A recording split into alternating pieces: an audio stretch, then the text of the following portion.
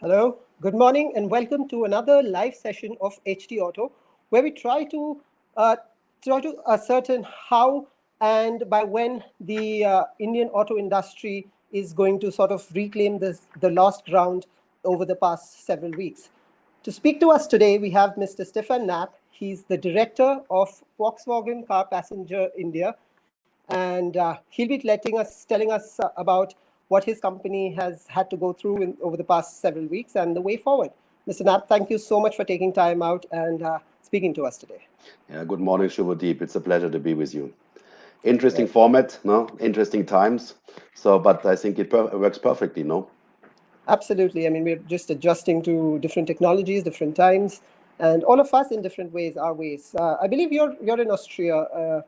Uh, how are things? You'd probably be able to tell us a little more about how things are looking for the auto industry there in Europe and the world over. Yeah. If you allow me, I just give perhaps an overall picture where we are. I think we see, with regards to the COVID-19, completely different speeds. No? We have, I think, the pivotal or the biggest hotspot at the moment is in the US and in the UK, where we see still exponentially growing numbers. Russia is now catching up pretty fast too. So from an auto point of view, US is pretty much stable still. We see a dip in the obviously in the eastern and the western parts, so in California and in New York, but the middle of the US is pretty stable. So we are actually there. We are growing our sales. If you go then more over to Europe, the situation obviously is much more different. We had major close downs, lockdowns in a couple of countries, like in Spain, like in France, like in Italy, where the automotive business basically came to a standstill. But the good thing is now that we see we are recovering. Now, so in Germany, for instance, um, uh, this week we had the restaurants being open. We have dealerships open since 2 weeks now. We have resumed our production. So we're slowly but steadily getting back in the business. But clearly, we have to overcome a lack in confidence of our customers because they are clearly scared and afraid what is out there. But it's slowly and steadily improving. Yeah. When we go far east, that is our let's say blueprint, because in China, in South Korea, in Taiwan, in Japan, business has come back to a normality. So we basically at 100% level of pre-COVID-19 business in China. All our plants are working. And basically the crisis is over in China, which is a good thing to see that it's possible to kind of have a V-shaped economic curve. No, it's a big crash. We went down by more than 80-90% immediately in March, about 63% in actually in March, and now it's going back. So it's really different speeds. Yeah. And that's my hope, that we will see somehow a similar effect in India too. It will take a little bit longer here because the infrastructure, obviously the supply chains had completely been broken through a very tough and strict lockdown, which the majority of states haven't done so drastic. Yeah, so in Germany we had non-essential goods still being transported on the roads. Yeah, we had the workshops open also during the peak of the crisis in the dealerships. Yeah. But here in India, we had a major crash, and the structure is a little bit different because this huge amount of wage loaners, these migrant workers, is not existing in such a form, for instance, in Europe. And that is something we have to cope with. And therefore, we will see a slower ramp up, but we are pretty confident we will see a ramp up in India too. Right. It's interesting you mentioned about the migrant laborers. It was a question that I had scheduled for a little later in the interview, but I'll ask it now. Um, because of the whole migrant labor crisis with people going back to villages, do you think the car companies in general would perhaps depend more on automation than ever before now? Um, I don't think so. It's a time frame now. I think it's still a better business case not to automate fully in India because labor is relatively more affordable. Yeah, I think we just have to make sure that we pay our people.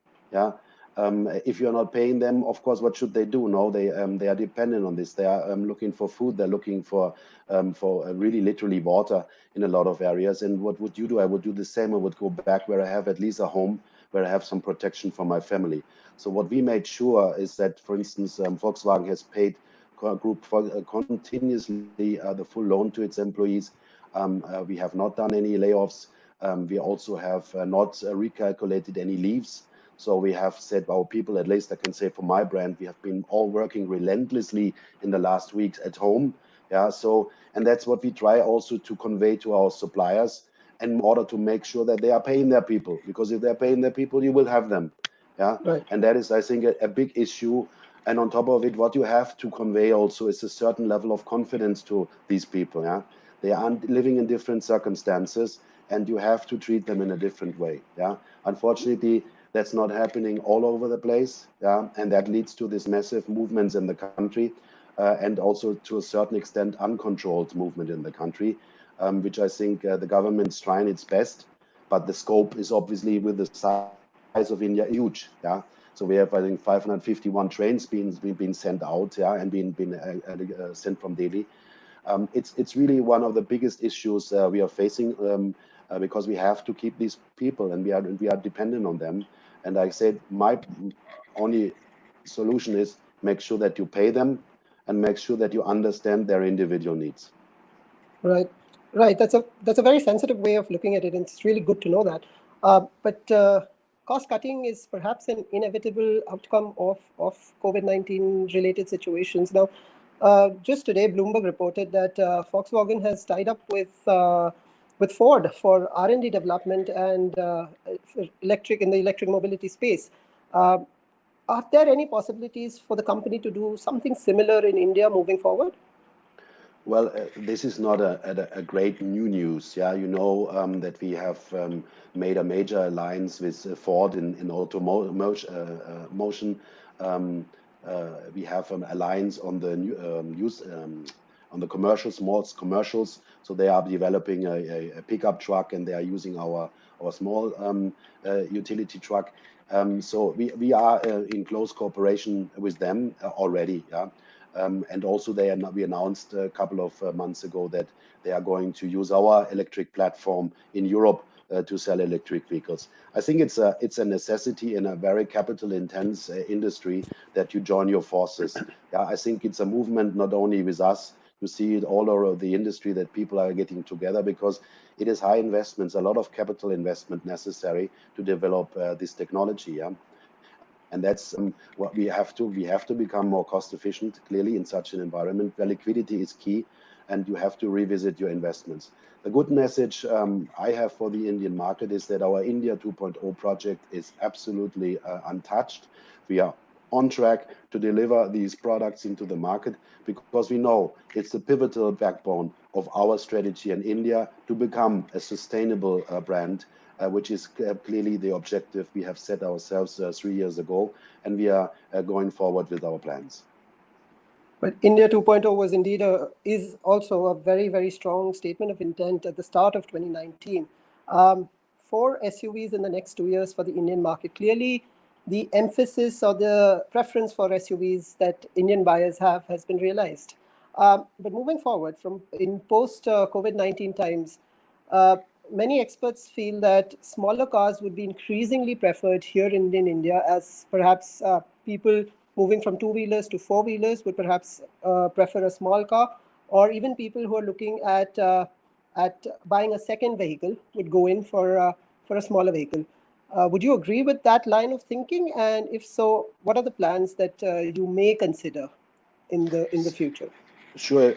What we learned from China is that you have basically three major trends.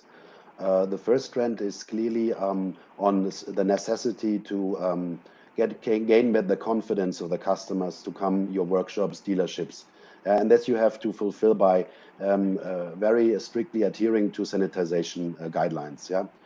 We have given this also out to our dealers, and we are in the process of implementing this. The second trend, what we saw from China and also these markets we are opening again, is that a major push to online.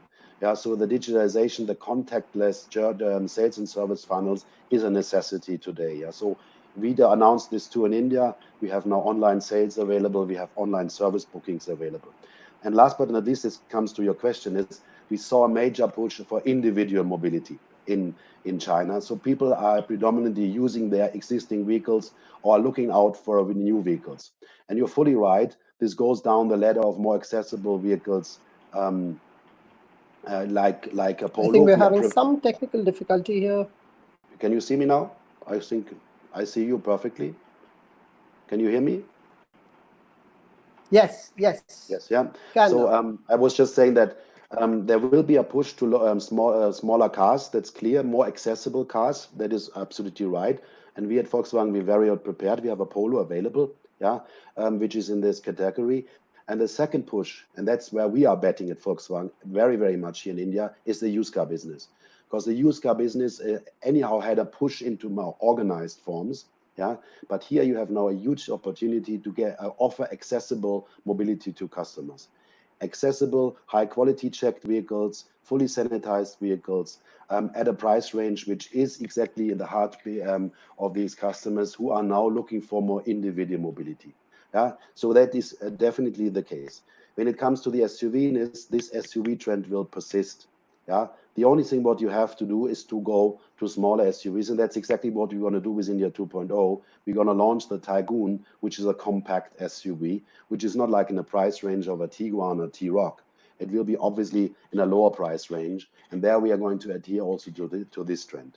But the major push, what we predict, is for used car business. This is going to be interesting for those people who so far were not utilizing individual mobility.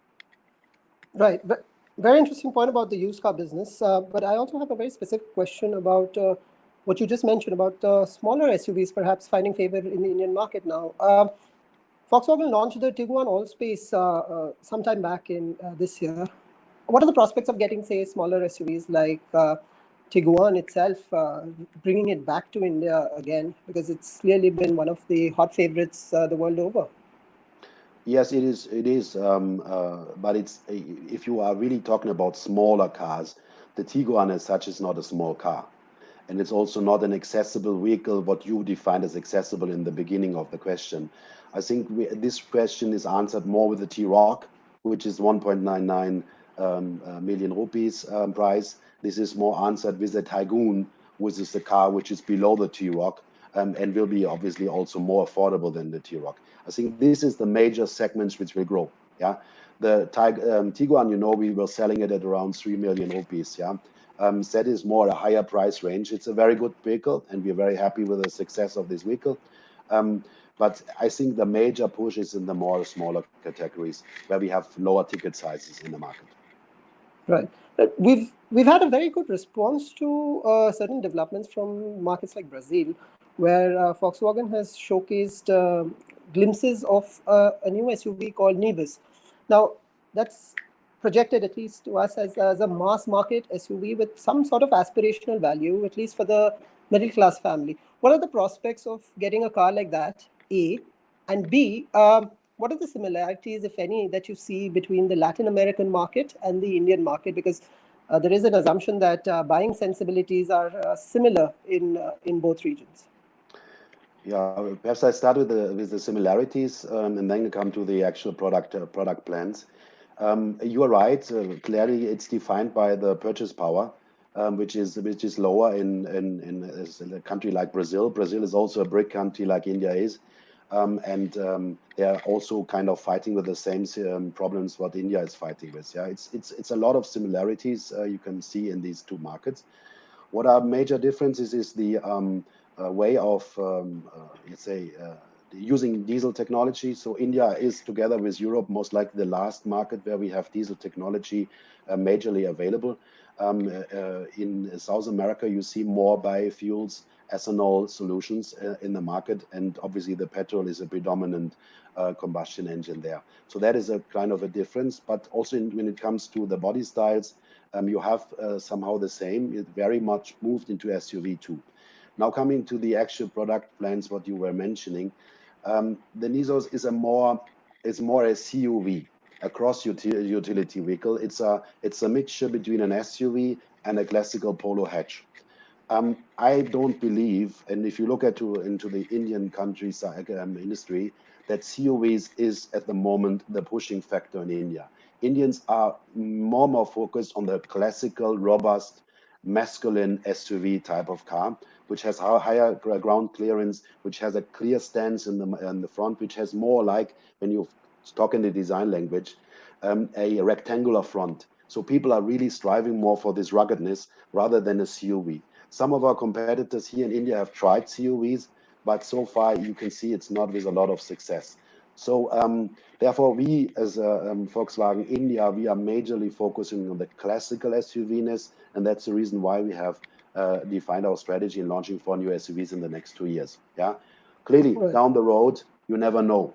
Yeah, you also the SUV was a couple of years ago not a big thing in India. Yeah, but it's now a predominant trend into this. We had a very strong sedan portion in India a couple of years ago, and it moves dramatically to SUV. You never say never. Yeah, could be something interesting, but so far as I see the market, and we have experimented a lot with our customers in order to define our future strategy, it's clearly the classical SUV, which will be the predominant solution. Right. Now, one of our audience, he's posted a question for us. I think it's a little interesting.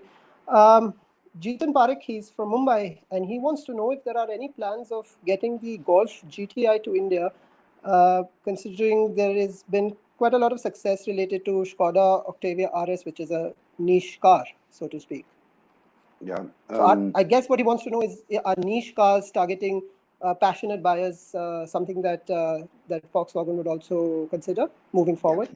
Yeah, clearly, we did this in the past, Shubhadeep. We had launched the Polo GTI, we had launched the Beetle in India, so we experimented a lot with this, and it's very, very nice possibility to help and to support the brand. And thanks for the question from the fan in Mumbai. A lot of people really do love the brand Volkswagen, and there's a government rule, which is this 2,500 rule, where you can import fully built units without a local homologation. That's an opportunity for us to experiment and to see whether we can then further do something more. And the Golf GTI clearly is an icon of Volkswagen. It's Volkswagen, yeah, together with the Beetle. And that's something we are looking at, but we will not bring them into the country in the next 2 years. Right, right. Another audience question that we have for you is from Kevin Maiti. He's from Hyderabad, and he writes, Volkswagen has always made solid cars, but has lost out to the Koreans and Japanese in the price and looks department. Will these be addressed in the times ahead? I think you answered partly when you said that the SUVs that you're targeting are all rugged. So in terms of looks, that's fine. But I guess what he means to ask is, how will you tackle the price factor when you're tackling your Indian rivals? Yeah, first of all, it's a question of taste. Yeah, I think that our cars look better. Yeah, I think our strategy to do rather evolutionary design changes will dominate in the future. We see this in all our markets, like in Europe, in China, and so on, where the evolutionary design approach, what we are taking, is supporting extremely the residual value of our vehicles. And the residual value will be the predominant factor in India too in the upcoming years. So that's a key philosophy of Volkswagen. We will not change it. I think our Teutonic, our very, let's say, form follows function, Bauhaus style design is absolutely beautiful. And that's a question of taste. When it comes to accessibility, clearly it's a factor in India about localization. Yeah, you have to localize your products here to become more accessible, and that's our plan with the Tiguan. We will have a localization degree of more than 93%, and that compares to today of around 80%. So there's a major upswing in localization, and this will make our cars definitely more accessible than they are today. I think if you look at our current product lineup, so in the Polo, you can get a nice TSI now below 8 lakh. I think that is a good offer. It's fully accessible, and I encourage the colleague from Hyderabad to go to his local dealer partners and have a test drive our new 6-speed manual TSI transmission once in Telangana. The lockdown is lifted. I think they will hopefully start in June again. Really go and have a test. You will be astonished, the vehicle. Also the Polo with its very GTI-like styling is a fantastic car to look at. So we are already pretty accessible now, and we will be even more accessible going forward with our India 2.0 product. Right. So there's clearly a push towards going from a perception that Volkswagen is more for the niche buyer, from that to going absolutely hammer and tongs for the mass market. Is that correct? Is that a fair assessment? I wouldn't call it hammer to the mass market. Yeah, we have a clear vision for us. We want to become a sustainable brand with minimum 3% market share. 3% I wouldn't call mass market.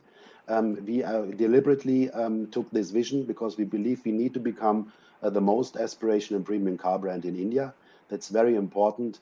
And the pure market share is for us not essential. For me, it's essential to become sustainable. Sustainable for us as an OEM, for my customers, for my suppliers, and for in particular also for my dealer network. That's essential. And this we think we can achieve with 120,000 cars a year around. That's the volume we think it makes it sustainable. And in particular, we need to be aspired for. People want to strive for a Volkswagen, for German engineering, for safety, for fun to drive and quality. And that is not mass market necessary. Yeah, we want to have some form of exclusivity, but that requires also accessibility. That's clear. Yeah, and this will be achieved with the India 2.0 products. And also, like I said today, if you look at an offer at a value which you get for a Polo or a Vento, currently we launched the TSI edition, as you know. It's really a nice offer, and definitely you get the most accessible quality, safety, and fun to drive in the industry from us at the moment. Right, right. Exclusivity with accessibility. That's a fair point. But my final question to you, Mr. Knapp, is one that will require you to make a certain prediction specific to the Indian market. Considering the situation that's surrounding us, the challenges, what would be, in your estimate, a fair enough time estimate for the industry to sort of start walking again, at least, if not running? Yeah, like I said, we are looking at multiple economical scenarios now. You must have heard of there's this V shape, which is a major crash, and then it comes back very fast. There's this U-shaped economy curve, which we see that it go down also drastically, but then it takes you some time to come back. There's also a W shape, which is basically based on the assumption that COVID-19 might come back, and then you have this effect again.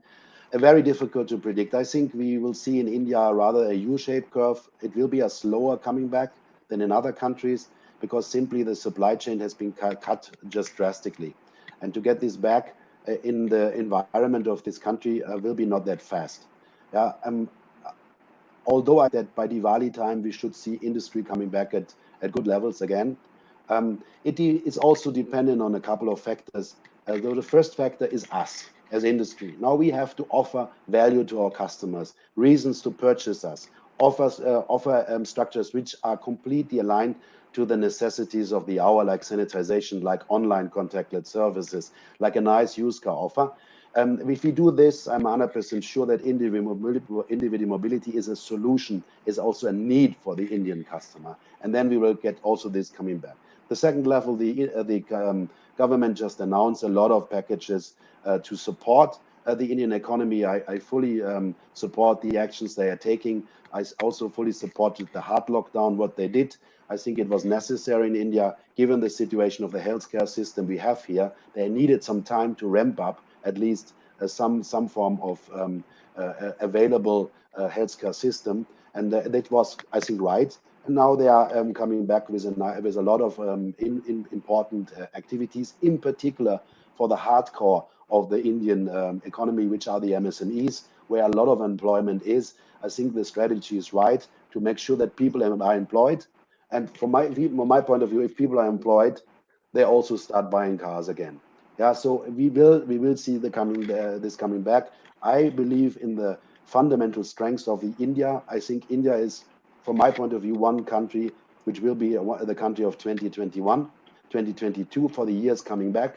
India has so much potential in terms of its people, of its quality of people, its educational system, which has really, in a lot of areas, is world-class standard, that it should really come back. And we have to be positive. I'm a sales guy, I'm selling cars. That's my job, and I'm selling services. And you have to have this attitude. And I really also ask everybody that we are getting this positive attitude. Because if we are looking at all the problems ahead, there are huge problems ahead. It's most likely the biggest recession we are running in since World War II. Yeah, it is really, really a tough environment. But if we are not attacking it with a certain form of positivity, we will not solve it. Let's take this crisis as a chance, as an opportunity. Yeah, we are taking it like this because there's an old saying: never let a crisis pass by. Yeah, you have to use it because there are a lot of opportunities still there to come out even stronger. Right. That's a very positive message, and sentiments like being exclusive yet accessible, treating this as more of an opportunity. These are definitely a very positive indication of things to come in a current challenging situation. Mr. Knapp, thank you so much for taking the time out to speak to us, and thank you so much for your insights. Also, Sure.